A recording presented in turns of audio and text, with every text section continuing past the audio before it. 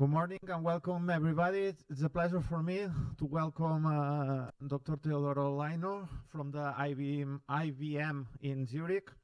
Just a short curriculum from his website. Teo received a master's degree in theoretical chemistry in 2001 at the University of Pisa and Scuola Normale Superiore di Pisa, the doctorate in computational chemistry in 2006 in the Scuola Normale Superiore di Pisa, defending a thesis on multigrid QMMM approach and in ab initio molecular dynamics, supervised by Professor Michel Parinello. From 2006 to 2008, worked as a postdoctoral researcher in the group of Jürg Hatter at the University of Zurich, contributing to the development of CP2K simulation package. In 2008, Theo joined the IBM Research Zurich laboratory as a research scientist, where now he has been upgraded to distinguished research scientist and manager. His research interests focus on developing machine learning, artificial intelligence technologies to digitalize chemistry and materials science, with IBM RxN for chemistry, being an example of the recent community success. It has been in the news, if you know. In 2022, the team receives the Sandmeyer Award of the Swiss Chemical Society for the important contributions to the field of digital chemistry. Theo, welcome, and the floor is yours. Hey, thank you so much for the very kind introduction. Thanks to Carme as well for having me here with you today. So I will be talking for people that were already in Zaragoza in the last 2 days, I don't know how many. I will be actually doing a similar presentation, and the topic will be centered around using language models for learning the chemical reactivity in organic chemistry. So it's a little bit also based on the introduction that was given. This is a field that I have been exploring in the last 6 years, coming from a domain that was purely computational ab initio atomistic modeling. I was also sharing when I was in Zaragoza that has been always very complicated to talk about language models in the last years, but since December 2022 is actually a very simple topic, because I guess everybody has been putting their hands on ChatGPT. So I guess you know what language models can do, at least in the context of natural language, English, Spanish, Italian.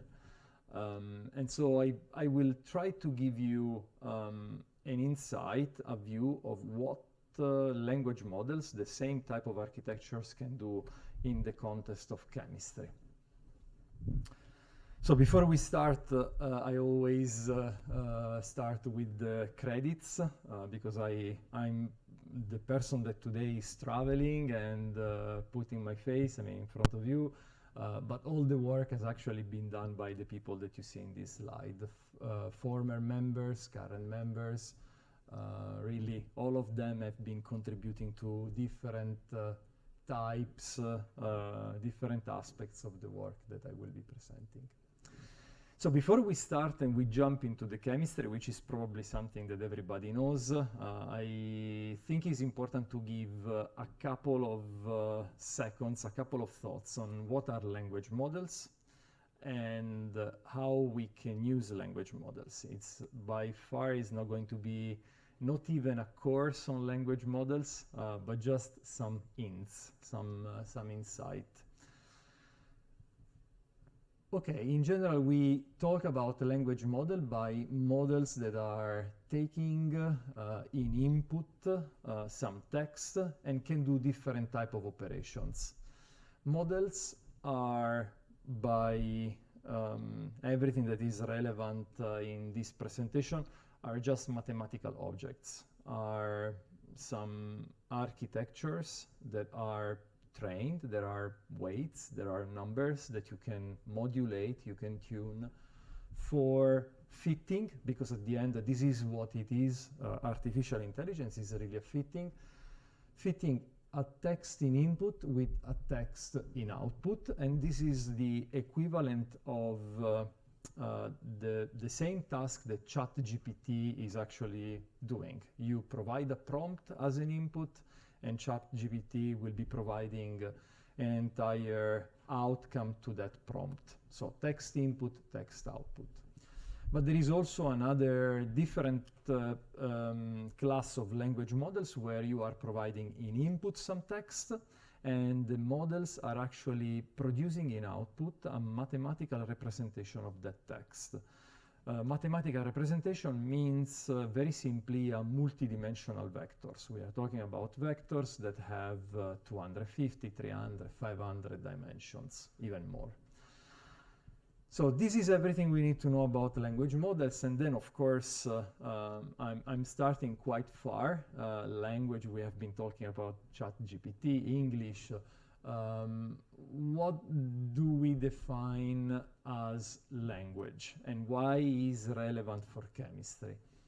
So the pure definition of language that you can find if you talk with computational linguistic people is probably going back to almost 100 years ago. And you can define language as any method for communicating ideas by voluntarily produced symbols. Now, if we talk about English, Spanish, symbols are the letter of the alphabet. We are putting them together in a voluntarily assembled way. And we know that not every combination of the letters of the alphabet is actually producing a meaningful word. But we do that for transmitting, for communicating an information. Now, why is this important then when we talk about chemistry? If I show you this text that is an extract of a procedure from a document, of course, this is language. So there is no, I don't think that there will be many objection in the audience by recognizing this as a piece of language belonging into the chemistry domain. But if you look at something equivalent, which is the same protocol, but represented with a domain-specific language, and in this case we are using a Marcus representation.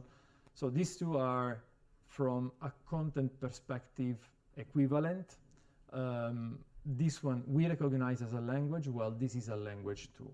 The only difference is that we are using different symbols. We are using a different grammar for constructing this sentence, but is still communicating something. It's communicating to everybody, to the people that you are showing this type of reaction, exactly the chemical reactivity of this system. So what we will be seeing in the next slide is actually the use of both, the use of natural language, but also the use of a domain-specific language, in this case, how we report chemical information, for addressing the task of chemical synthesis. And there is one important assumption before we jump into the details of all the technology, is that when we talk about chemical reactivity, at least in the community where I still feel to belong, it's possible that we can actually connect the reactivity of this molecule to conditions, kinetic, thermodynamics, by doing quite an extensive number of atomistic modeling. So this is a field that is actually gaining more and more popularity, and already today, actually, we should not be surprised to see a combination of experimental data together with computational data. It's always a very delicate task because you have to be sure that the data are properly aligned to the same zero, to make it a little bit more simple to understand, but it's possible. In this talk, however, I will not be covering any computational aspect. Everything that we will be doing is relying exclusively on data that is extracted from papers, from patents, from technical documents describing the reactivity. So we are only leveraging this type of information. And the other important thing, we are in a chemistry department, so I don't think that I will have to explain the different components of running a synthesis of a molecule, but in general, just as a very quick recap, we will be going through actually two main parts. The very first part is the design of the retrosynthesis. So you have your target molecule. How do you use this technology for building retrosynthetic analysis that is a convincing one? And then the second step is, of course, for every single reaction of your retrosynthetic tree, how do you convert that synthesis, that synthetic step, into a sequence of operations that you can perform in the lab. You can just take the recipe that you can follow. So this is actually the second part. So we can start now jumping into the real part on the language model, and it requires a little bit of historical narrative, and I'll take it a little bit more of time than yesterday by really telling you some of the details of the story that was behind this project. So until more or less 2016, I have myself and the team, we have been working on atomistic modeling. Then the interest of the company shifted from computing more into the space of AI. And so we have been asked to realign our research interest in the space of artificial intelligence. And so because we were a pool of people that we had chemical expertise, we thought, okay, maybe we can find something in chemistry that is a very nice challenge that we can address with artificial intelligence. And this is how it started, this activity. It started really by looking at how this technology may have been helpful, not for computational chemistry, but more for chemistry that are spending their day in the lab synthesizing molecules.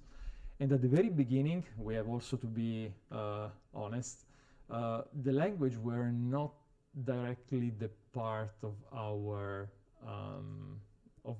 vision. So we have been experimenting with different type of more standard neural networks. There were already several other teams that were doing work into the domain of synthetic chemistry.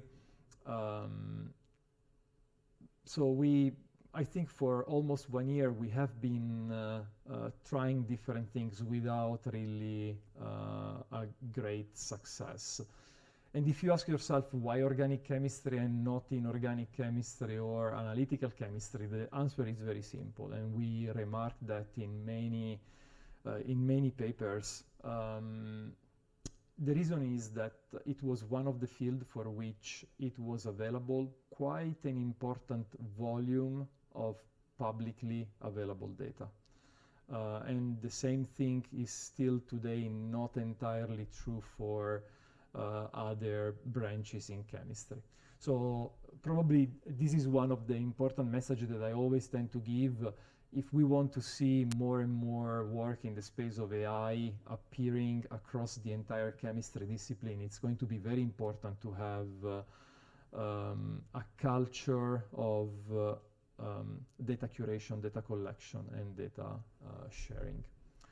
So how did we arrive then to, this is close the parenthesis on the topic. How did we arrive to use language models for this type of chemical reactivities? This started with one student that at the time was working with me, Philip Schwaller. He's now tenure track professor, assistant at EPFL. So he basically thought,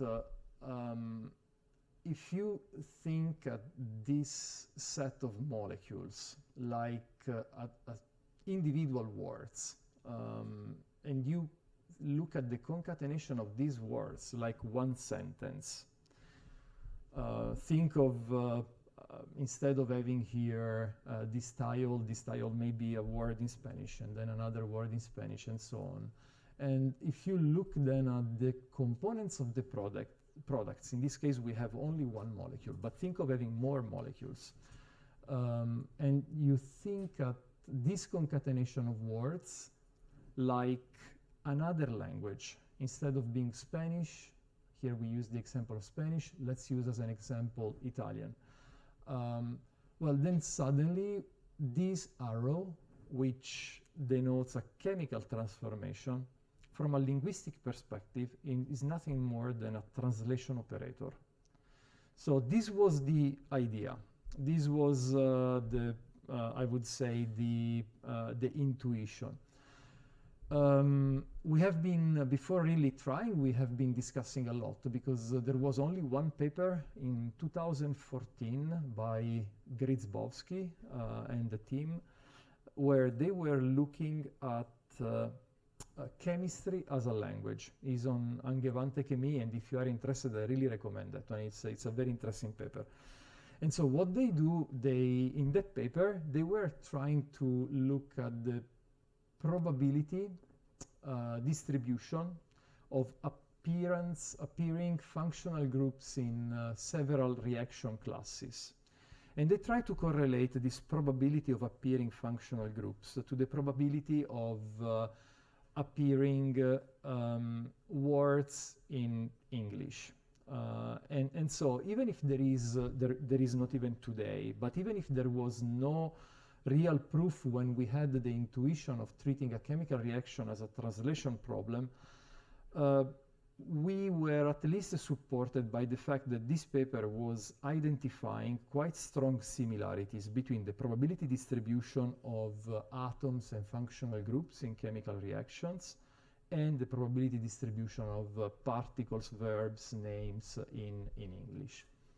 So we said, okay, let's give it a try. I mean, nothing to lose. We had been trying already several architectures. At the very beginning, we started with sequence-to-sequence architecture. I don't know how much this tells to you, but until 2017, the sequence-to-sequence architecture were the one that were mostly used across Google Translate, across several other tools that were translating languages. The performance at the beginning was not that surprising, not that amazing actually. We then started mimicking the same improvement that the translation community did on their architecture. So we were not expert in translation, honestly, but we tried to learn a lot what the people in the field of translation were trying to get better and better performance. And so one of the things that we discovered is that sequence-to-sequence architecture work very well when you put on top of them an additional mathematical architecture, which is called attention. The attention is really a way of codifying long-range relationship between part of the words. And so apparently this is in translation is very good. We said, okay, maybe it's very good also for chemistry. And in reality, it worked. It worked really incredibly well. And so we managed basically to build the first chemical translation model that was dealing with the forward reaction prediction task. How did we treat the molecules? Well, of course, we did not use this representation, which is very common to chemists, but we had to rely on something that was more easily processable by programs, architectures that deal with language. And so we decided to use SMILES. SMILES are very, very well known since more than 40 years. And as you can see, it's definitely not Spanish, it's definitely not Italian, but you can really identify specific tokens, letters, that are representing individual atoms. And then we have symbols that have a very specific meaning in terms of branching in terms of creating a branch, or in terms of double bonds, charges, and so on. So smiles are actually the way we encoded all the chemical reactions, and for the data we have been using chemical reaction extracted from patents, almost 3 million data set. And so immediately after this, the use of the sequence-to-sequence with attention, this was already end of 2017. In December 2017, at NeurIPS, it was announced a new architecture which was called Transformer. And transformers today are really the technology, the architecture that is driving most of the revolution in the space of language. GPT, or ChatGPT, stands for Generalized Pre-trained Transformers. And you find transformers not only in GPT, ChatGPT, but in lots of other cool applications, from images to audio to video to text. They are really revolutionizing quite extensively the performance of the work in the space of AI. So we decided immediately, we were at the conference in NeurIPS, we were listening at that talk, and we said, okay, based on the experience that we had in using only one attention layer, the transformer architecture is completely removing the recurrent neural network, is completely removing the sequence-to-sequence part, and is actually only a stack of attention layers. So it's way more simple, the architecture. And we said, if one layer of transformer works, let's see what one layer of attention works. Let's see what a stack of attention layers the transformer does.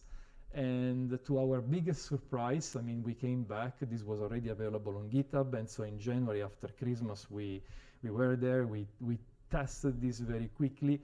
And we managed to reach a number that was really never reported on a data set. So transformer can really still today, actually, with chemical information, can reach an accuracy of more than 90%. I think we were reporting a number that was 90.2 or 90.3%, but then in the past years, several other groups have been building on the same architecture, same data set, and managing to bring this number almost close to 93%.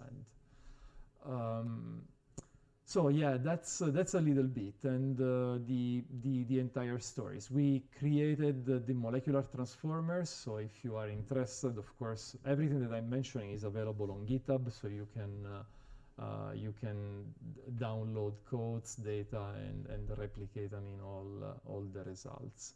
One of the most important things is that we are, and maybe this is obvious, but it's always important to stress it, is that we are not codifying rules. I mean, a chemical transformation like the one depicted here is actually learned only by the data that is processed during the training of the architecture. So there is no codification, no exception rules, no effect that you have to specify what is the effect of a functional group. Everything is really extracted from the data. Okay, we addressed one problem then, which was the forward reaction prediction task. But now, how do we go back to the retrosynthesis? Well, very simply said, if you can translate between Spanish into English, and this was the example that we were using, can you translate between English into Spanish? And of course you can. What you have to do is very simple. You need only to switch, invert the order of the data. The simply is always simplistic in the sense that you need to do quite some work for data renormalization. And this was one of the reasons why we did not start directly with the retrosynthesis, but we started with the forward prediction model. The forward prediction model task is more simple in terms of data normalization. The retrosynthetic part is a little bit more challenging. But you invert the order of the data, you retrain exactly the same architecture, and you are generating now one model that takes in input your molecule and is generating in one step the closest precursors that, when reacting together, are actually leading to the target molecule. And of course, I mean, the retrosynthesis is never or almost never a single step, maybe actually a quite complex tree. So you can iterate the application of this single step retrosynthetic model until you build the entire retrosynthetic, you complete the entire retrosynthetic analysis. Okay, so this is how you make the a retrosynthetic model based on languages. But now the most tricky part was, okay, we can help people in designing a synthesis, but how can we really help people in determining how the order of addition of the ingredients, for instance, the temperature at which the reaction should be running, the time, and any other process that may be happening during the chemical transformation.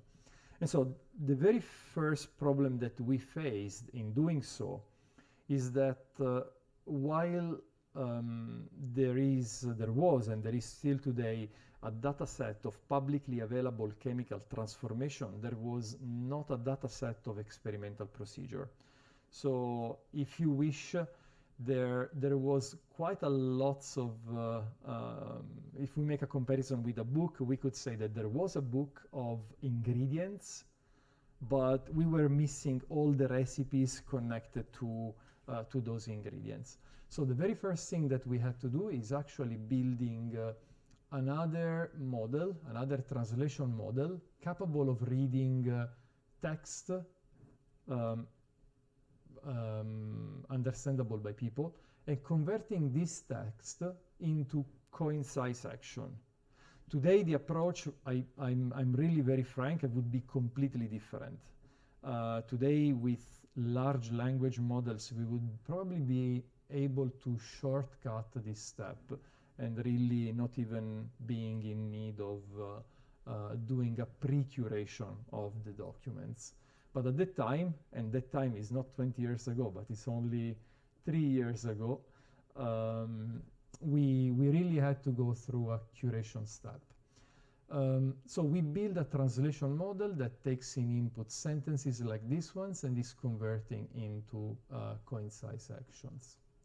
And so by doing so, we constructed one big database of chemical reactions together with the corresponding procedures, operational steps. And this was the starting point for the next part, because now how do you build one model that is actually predicting a recipe? Well, you start from the chemical transformation, the one produced by concatenating the smiles of all the precursors together with the one of the product. So this is an entire sentence now. And you match during the training phase this sentence with the corresponding procedures of this chemical reaction that has been first converted into coincise actions and then generalized. So the generalization is actually a one-to-one, but we are losing the identity of the chemicals. And this is an important step because this reaction, if you swap two chemicals here, it's semantically gives the same result. The order here is not important. And so this was a very important step that led also to each record was actually, by permutation, may have been used multiple times. And so was, I would say, quite crucial also for the level of accuracy that we managed to reach. And all this is actually exactly the same architecture. Guess what? A transformer, even in this case, or to be more precise, is one of the architecture belonging to the family of the transformer. And so you keep doing the training, and training again is fitting. You keep fitting this string with these actions. And you keep doing that for many iterations until you find one model that can actually generate a sequence of operations that are required, provided in input the chemical transformation. Now, this is something that I want to reflect a little bit more with you, because I think it's one of the aspects that still today, it's one of the elements that still today, even with technology like ChatGPT, we are always remaining quite amazed by some of the outcome. So we never specified during the training what was the kinetic of the process, what was the thermodynamic of the process, what was the solubility of the compounds. We only provided representation of the molecules, precursors and product, and we only provided a descriptive text of what is happening in the lab. Still, what the transformers are capable of doing is associating every action, every prediction of action to a specific functional group in a molecule.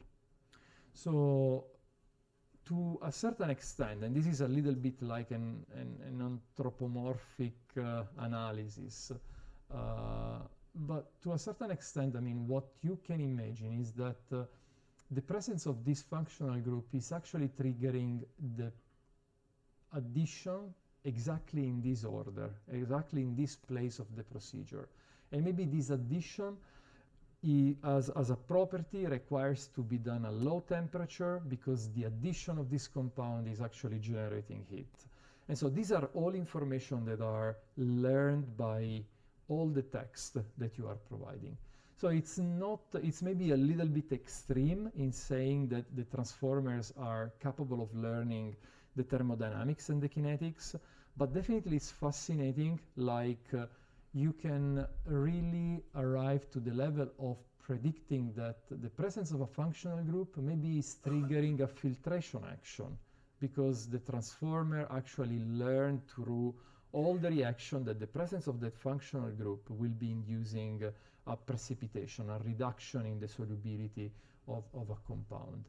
So this is really, in my opinion, one of the aspects which is probably also from a philosophical perspective way more interesting than all the rest. I mean, okay, then we had two models. We had three models actually. One for the forward prediction, one for the retrosynthesis, and one for the actions. And at that time, this was end of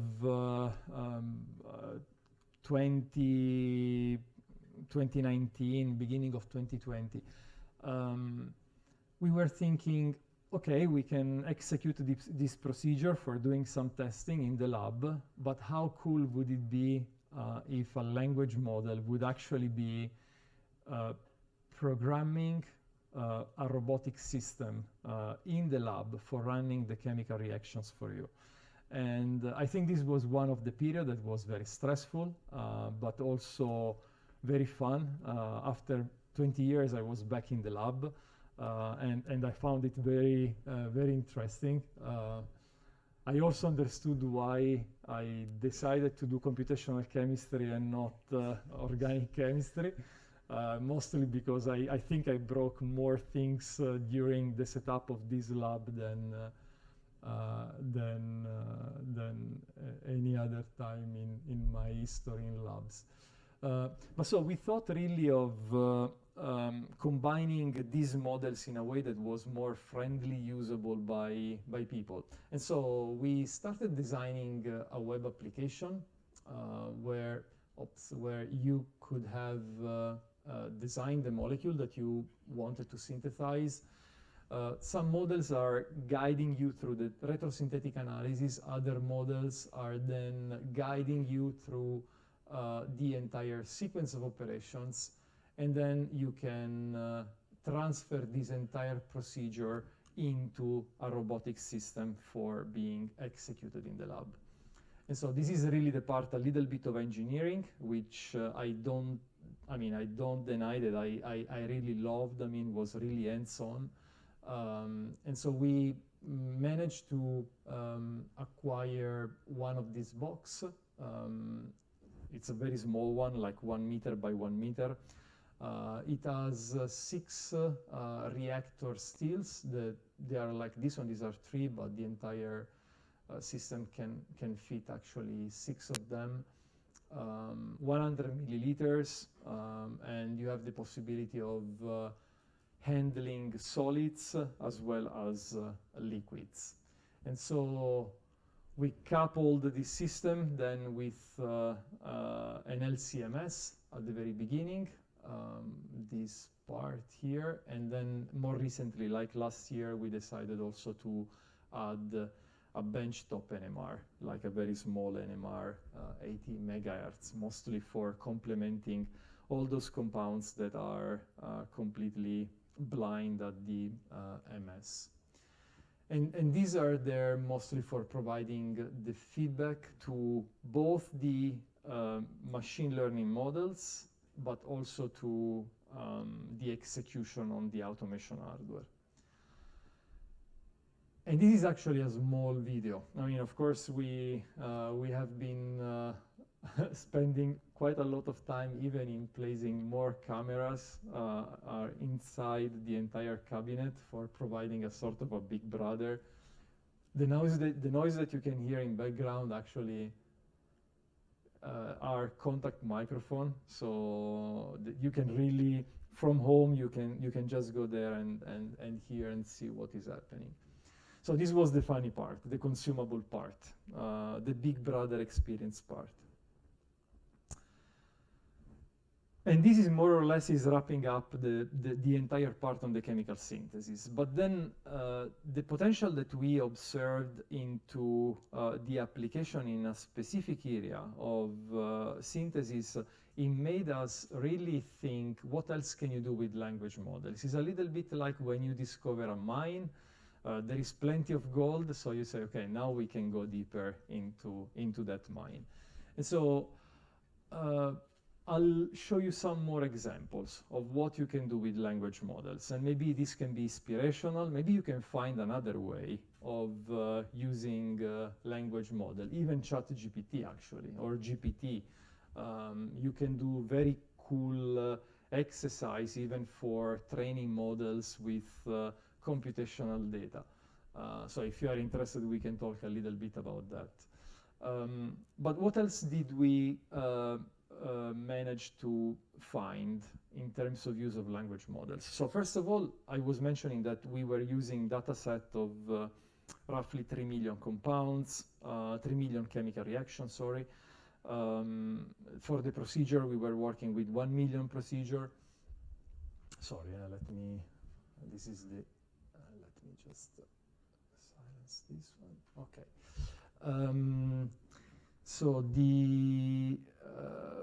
you are dealing with data set that, although they are not huge, because we are not talking about trillions of data, but they are very difficult already at this level when you talk about 100,000, 200,000 to be humanly curated. And so we said we need a way to clean up this data set, because we were pretty much aware that those data sets were everything but chemically 100% chemically meaningful. And so we came up with a very cool idea. Now I will tell you first what is the root of the idea. In machine learning, there is one thing that is called catastrophic forgetting. Is probably a drawback. Every time you do machine learning and you do transfer learning of a model on a new data set, what happens is that the model tends to forget a little bit the prior knowledge in order to accommodate the new knowledge of the new data set. And so this is really the catastrophic forgetting. It's nothing good. It's something that is there. You have to mitigate as much as you can. But we decided to use the catastrophic forgetting for another task.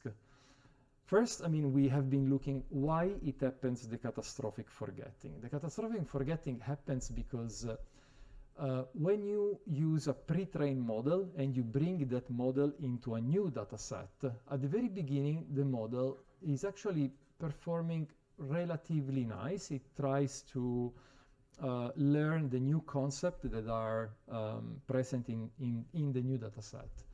But then it starts really the tricky part, because maybe the first knowledge, the prior knowledge, and the new knowledge are covering different distribution of a knowledge space. And so the model will tend to overrepresent the new knowledge at the expense of the old one. And so what will happen is that as long as you have elements that are not belonging to the prior knowledge, these elements will start to be learned and then again forgotten, and then learned and then forgotten. And these are during the epochs of the training. Now, if you are able to capture the frequency at which elements are learned and forgotten, then suddenly you are identifying the outliers of your distribution. You are identifying all those data sets that are chemically meaningless.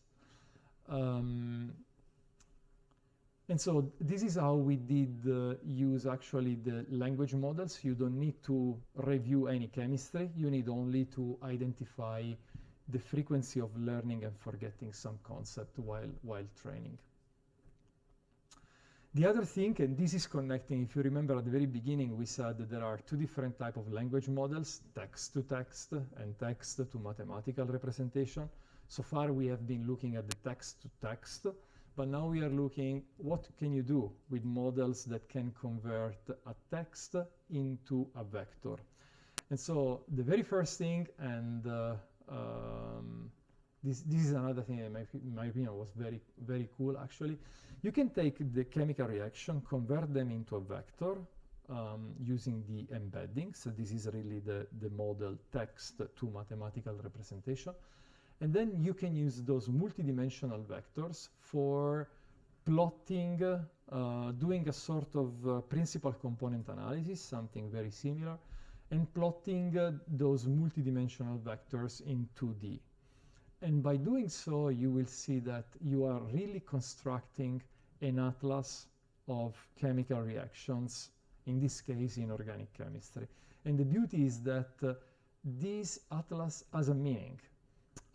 You start with reactions that are chemically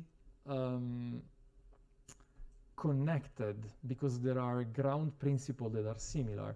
They are belonging to the same branch. So you can see these a little bit like phylogenetic trees where you have an initial reactions and then you start building on top of these reactions.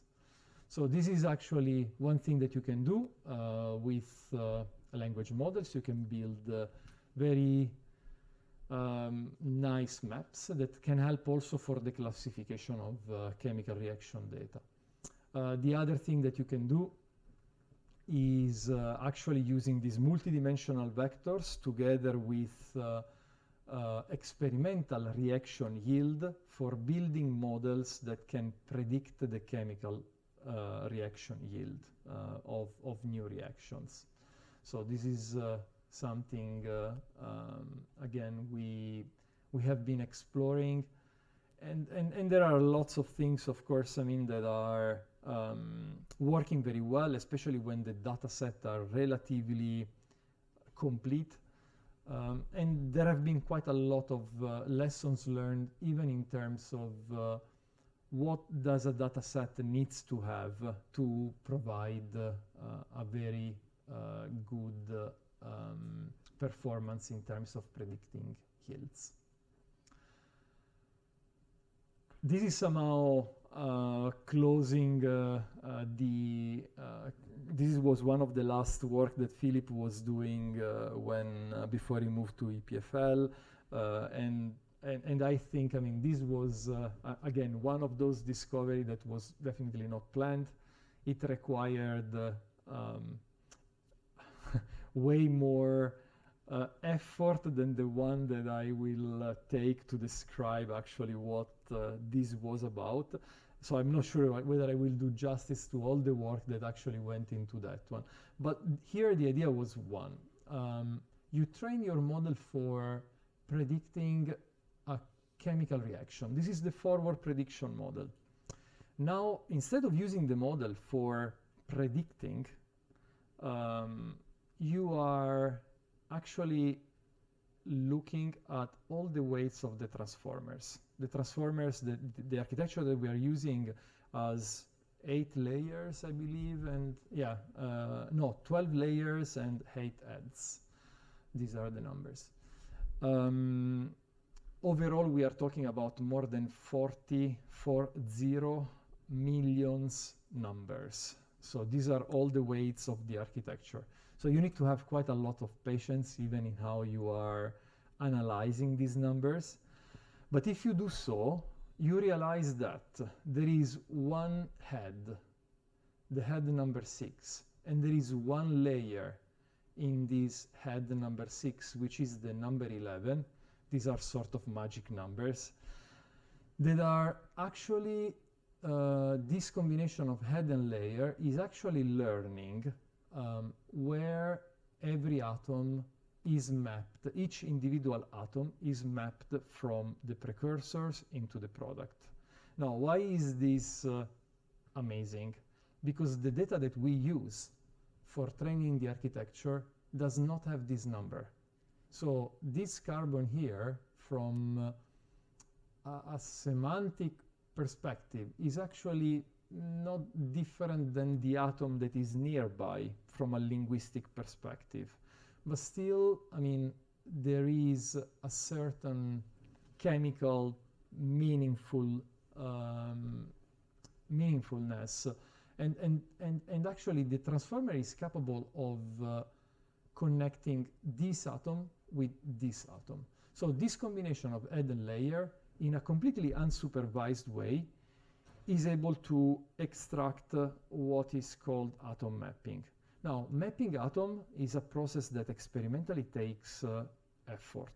I mean, I would say most of the time you have to go through radio labeling and then following very carefully where the radio labeled atom is actually moving from the precursor into the product. In this case, I mean, we found it very amazing that all this is just learned without the need of even giving some examples of atom mapping. You can extend the same work to enzymatic catalysis. We did that by encoding the enzymes first with EC numbers. These are classification numbers. Chemical reactions are absolutely the same. But then we also did the same thing by encoding the entire amino acid sequence. And here again, there is lots of reuse of many concepts.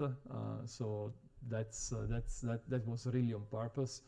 Here again, by looking at the same weights as we did for the atom mapping, you are capable of identifying something different. You don't identify, of course, you identify also how the atoms are mapping between the substrate and the product. But by using the amino acid sequence and looking at the weights, what you identify the amino acids that are strongly related to the individual atoms of the substrate.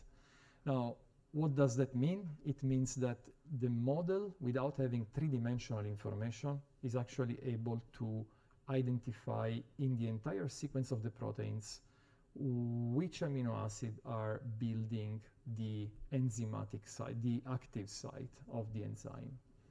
So that's actually another very, very cool thing that it happened.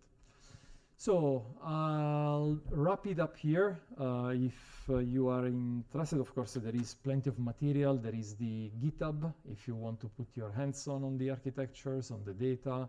If you are just curious of using the models, you can just Google for RxN for chemistry. There is a tool which is free online, so feel free to use it if the interest is more from a synthetic perspective. Papers, and if you want the slides, happy to share them as well. So thank you so much.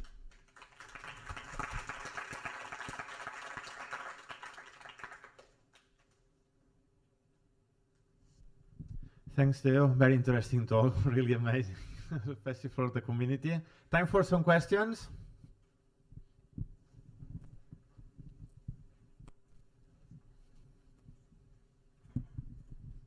I was wondering if you use any kind of embedding to map your smiles into a higher dimensional space. And if it's the case, which is the best dimension that you find, which is the best like cardinality of this embedding, and how did it affect the learning? Yeah, exactly. So the text in mathematical representation out, it's all about embeddings. So we're using the embeddings of the transformers for really building that vector. So But in terms of... I mean, it's not a custom embedding, so you use the embedding that is implemented, Absolutely. for example, in Torch or something like this. Exactly. Okay. Absolutely, yes. Okay. And in terms of dimension, it depends a lot on what is the dimension of the architecture that you are using. Most of the work that you have seen for forward reaction prediction retrosynthesis, they are using an architecture that has a max size for the input token, which is 512. And so we found that with this constraint, I mean, you can go with an embedding of 256, I believe, close to that number, which shows actually very good performance then for doing all the work. Yeah. If I have time for just another Sure, question, yeah. I wonder if you find this. Well, you showed that some of the heads of the multi-head attention embedded are specialized in some tasks. No. Did you find this like usually or very often, or is just a situation that is a consequence of trying to rationalize what's happening there in the tension matrix? Yeah, no, this actually, we can talk about the experience that we had for, atom mapping, pure chemistry, and the one on the enzyme, where we are mixing some biological language together with smiles. So it seems to be something pretty common. So now what is the problem? The problem is that in language, in natural language, it's very difficult to look for something because, we do have grammars in languages, but we don't have a corresponding things of the atom mapping or another concept that you may want to go and look for into the heads or the layers of the transformers. But with domain-specific languages, like chemistry or biochemistry, then it's more simple, because these things have really a connection to a real problem. So our impression is that it's more general, and it's something more spread across different domains. Here in chemistry and biochemistry, we have been able to highlight it because these are tasks that are connected to something practical. Because with respect to the first question of the embedding, so if, normally you have to choose like a dictionary, right, for all the words that you have that can appear, and like in the regular dictionaries that are available online are based on the frequency of those words appearing on the the network. So, for example, if you have a smile, this is not common at all along the internet, right? So Yeah, CC, bracket, whatever, this is not common. So every single word, every single atom is treated as an independent, right? Word. So I was wondering if it's possible to have a specialized dictionary and with orthogonal one-hot encoding, and then unorthogonalize it to have this attention possible, right? Because otherwise it would be 1, 0, 0, 0. Yeah, no, maybe it's possible. I mean, the approach that we followed is really a little bit different because for looking at the tension at the heads and layers, we were really not looking manually. Yeah, so please don't think that Philip was going there number by number across 40 million numbers. No, there are graphical tools where you can really see connections between the sequence of tokens in input, sequence of tokens in output, by looking at the attention metrics of every head. But it may be a possible thing. Okay, thank you very much for the answers. Yeah. More questions?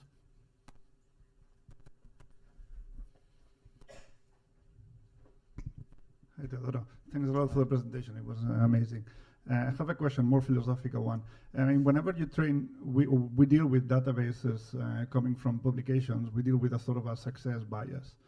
I mean, things that are reported are, success cases, and probably you're also dealing with yields that are maybe too optimistic. So I have a double question here.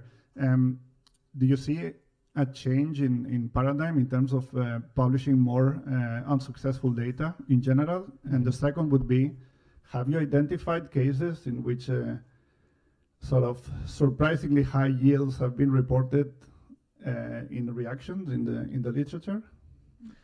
Yeah. Okay. No. Thanks a lot. And we may talk about this for hours because it's a very important topic. So, did I see a change of paradigm?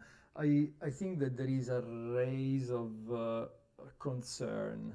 People are starting to become more aware.